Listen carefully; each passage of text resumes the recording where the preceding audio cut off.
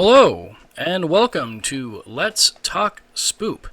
I'm your host, Don, and today we are going to cover a movie entitled Can't Take It Back, which is a Shudder exclusive.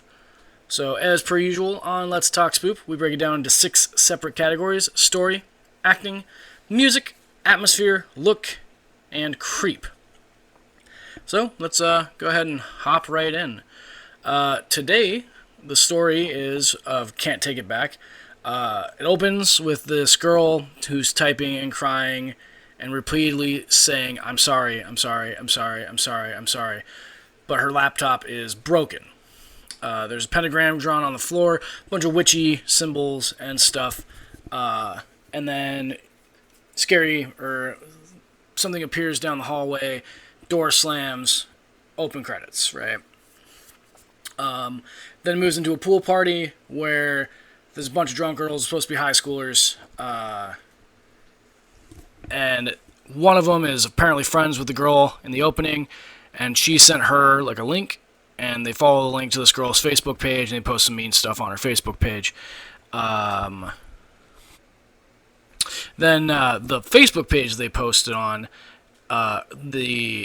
one of the girls is like looking at pictures from the party, and the Facebook page that they posted on is like her picture is tagged where there's no people, right? Kind of spooky. Does well to set the mood.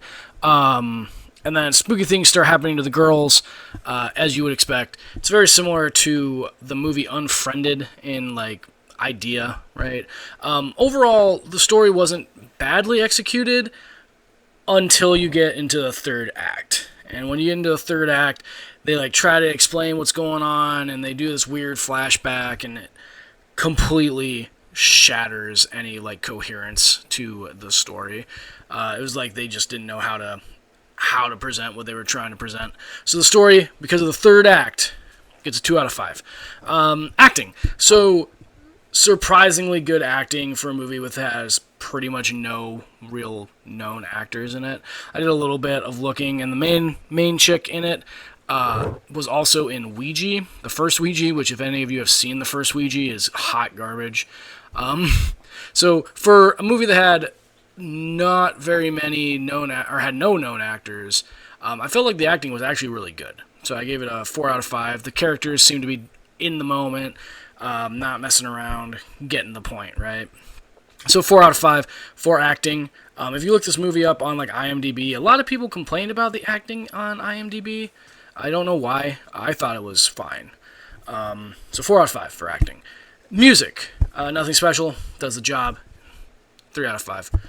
Atmosphere. It does a surprisingly good job to draw you in.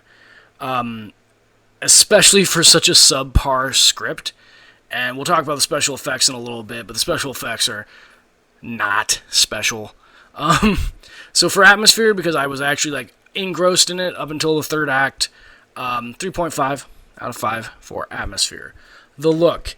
So first, Shakeovision. I've talked about it before in a previous review. For those of you who don't know what Shakeovision is where the camera is essentially a handheld camera, and it moves with the actors and moves with the action. I don't like it. It makes it kind of hard to stay in the moment, I guess. It doesn't really fit for things that aren't Jason Bourne, essentially, in my opinion. It's also really cheap.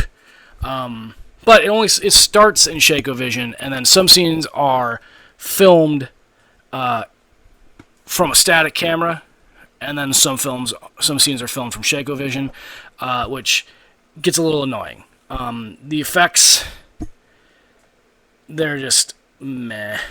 There's this really, really bad scene where they CGI words scribbled onto the wall in a character's bedroom, and it is very clearly CGI, and it is very badly done. And then the monster has no like look to it. It's just like a bunch of makeup, and it just looks cheesy as hell. So 2 out of 5 for the look. Creep. I tallied it. There were 5.